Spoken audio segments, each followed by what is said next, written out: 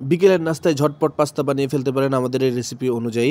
তো দেখতে থাকুন আমাদের এই নতুন ভিডিও। তাই আর দেরি না করে আমাদের ভিডিও শেষ পর্যন্ত দেখুন। Welcome to my blog. শুরুতে রান্নাঘরের চিপায় থেকে একটা এভাবে কড়াই নিয়ে নেবেন এবং কড়াইটা চুলার উপর বসায় দেবেন। পানি গরম হলে পাস্তাটা ঢেলে দিবেন। গরম পানির মধ্যে পাস্তাটা যখন কিচিরমিচির করবে তখন সেই মুহূর্তে একটু লবণ দিয়ে দিবেন টেস্টের জন্য, এবং পাস্তাটা যেন ঝুরঝুরে হয়, গায়ের সাথে কোনোটার সাথে আটাভাবে লেগে না যায়, এই জন্য একটু তেল দিয়ে দিবেন। পাস্তা সিদ্ধ হতে যেন লজ্জা না পায় এই জন্য একটু ঢেকে দিবেন। ঢাকনা দেওয়ার পরে আমরা টপিংসগুলো রেডি করে নেব। এখানে কাঁচামরিচ, পেঁয়াজ, টমেটো, ক্যাপসিকাম আমরা কুচি কুচি করে কেটে নিয়েছি। এখন লজ্জাপতি বউয়ের মতো কড়াইয়ের ঘুমটাটা সরিয়ে আমরা পাস্তাটা দেখতে পেলাম সম্পূর্ণ সিদ্ধ হয়ে গিয়েছে এবং পানিও শুকিয়ে গিয়েছে ঠিক মতো। পাস্তাগুলো আমরা একটা জালিতে ঢেলে নিলাম যেন বাকি পানিটা ঝরে যায়, এবং কড়াইটা ধুয়ে আমরা বসিয়ে দিলাম। একটু তেল দেওয়ার পরে তেলটা টকবক করে ফুটলে তেলের মধ্যে দিয়ে দিব পেঁয়াজটা দেওয়ার পরে দেখবেন টকবক করে ফুটতেছে, ঝিরি করে নাড়তে থাকবো। নাড়তে এই পর্যায়ে আমরা দিয়ে দিব কাঁচামরিচ। এবারও ঝিরি করে নাড়তে অন্যান্য টপিংস গুলো দিয়ে দিব।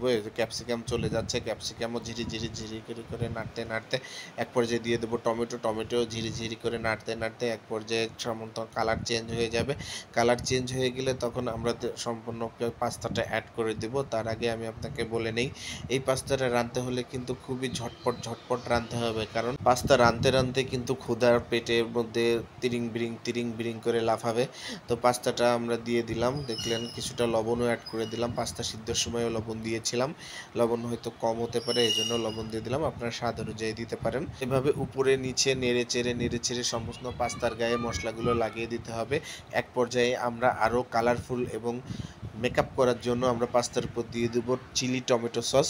তো টমেটো সস আমরা পর্যাপ্ত পরিমাণে দিয়ে দিলাম, যাতে পরিমাণ মতো, খুব বেশি দিবেন না। এখন এই পর্যায়ে আমরা দিয়ে দিচ্ছি বারবিকিউ সস। আমাদের বাসায় বারবিকিউ সস থাকার কারণে দিলাম, না দিলেও সমস্যা নাই, এটা অপশনাল। এই পর্যায়ে রাঁধতে পেটের মধ্যে ইঁদুর দৌড়াচ্ছে, তো তাই পেটরে বললাম একটু ওয়েট কর।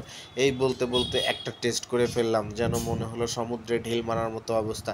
তো ঝটপট রান্না করার জন্য এবং টেস্ট বৃদ্ধি করার জন্য আরও চিজ অ্যাড করে দিলাম আমরা। চিজ আপনারা যদি বাসায় থাকে দিতে পারেন, না থাকলে দেওয়ার দরকার নাই, এটাও অপশনাল। এই চিজটা অ্যাড করার পরে মনে হচ্ছে এক একটা পাস্তার সাথে এক একটা জনমের সম্পর্ক, কেউ কাউকে ছেড়ে উঠে আসতে চাচ্ছে না, আঠার মতো লেগে থাকতেছে। এই হলো আমাদের অবস্থা। আমাদের পাস্তার রান্না শেষ, এখন আমাদের পাস্তা আমাদের প্লেটে পরিবেশন করা হচ্ছে। আমরা খাওয়ার জন্য মেয়োনিজ নিয়েছি, গার্লিক মেয়োনিজ এবং টমেটো সস। রান্নলাম একজন, খাবো এখন দুইজন। আপনারাও আমাদের মতো বানিয়ে ফেলতে পারেন বিকেলের নাস্তায় এক প্লেট পাস্তা। আমাদের কাছে খেতে অনেক দারুণ লেগেছে, এখন আপনাদের কাছে কেমন লাগবে সেটা আপনারাই ভালো জানেন। আসসালামু আলাইকুম।